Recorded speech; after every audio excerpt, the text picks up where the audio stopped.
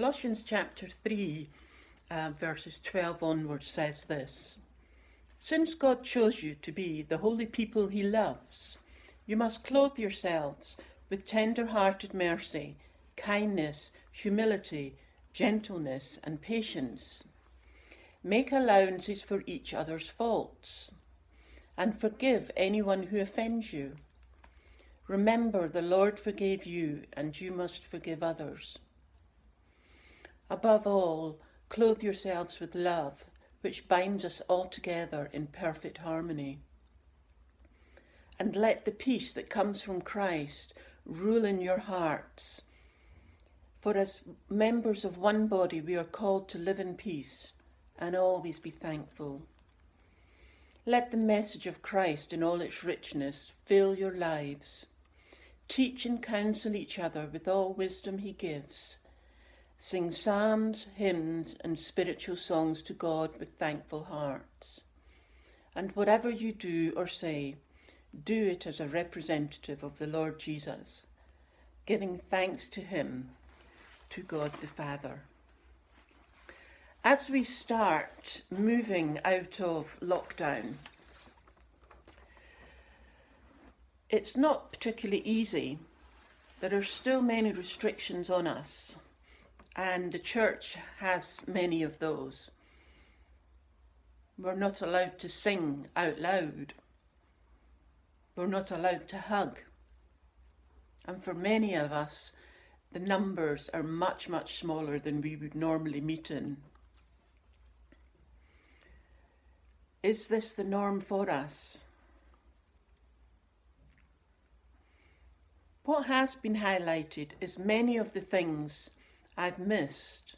However, we have experienced a sense of God with us, and as we've embraced technology, of which I am not the greatest at. The church has been thriving through all the online services. We've had many Zoom meetings, whether prayer meetings together or our virtual coffees. Many people have been engaging in our services, and it's been amazing the variety of participation from children, young people and adults.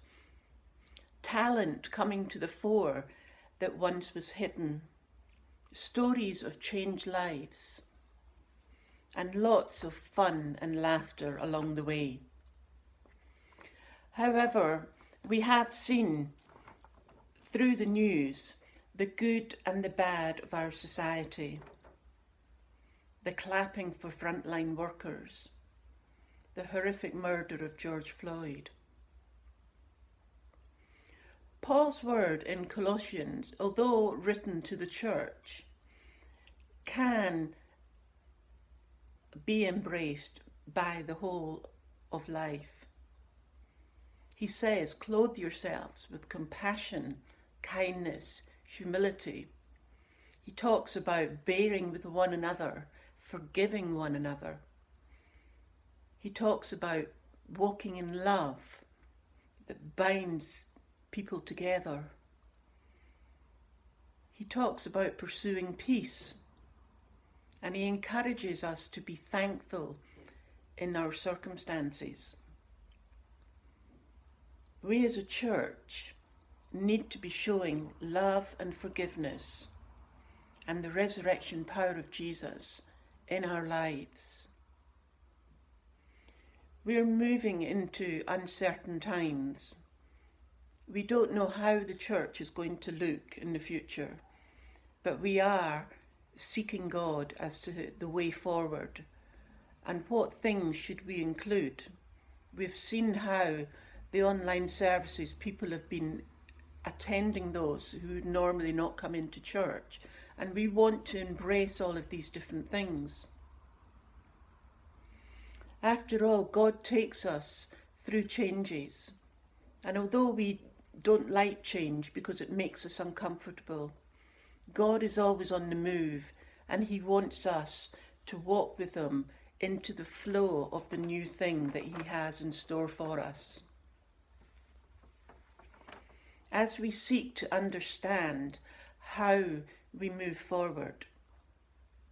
I encourage you to think of how you feel we could move forward. One of the things Paul says is that let the message of Christ dwell in you richly. And it is important that that living reality of Christ in us, the hope for the world, that is communicated and shown to our community and the people that we come in contact with day by day. I want to be able to give people a hug. I want to be able to encourage one another. I want to be able to be singing with you again. And I look forward to that day. But I look forward to the new things that are also going to be included. And I pray that you will be encouraged this week to sing praises to God, to look for the opportunities that you can show the love of Christ to those that you come in contact with, to be patient, understanding, kind and loving. May you have a blessed week.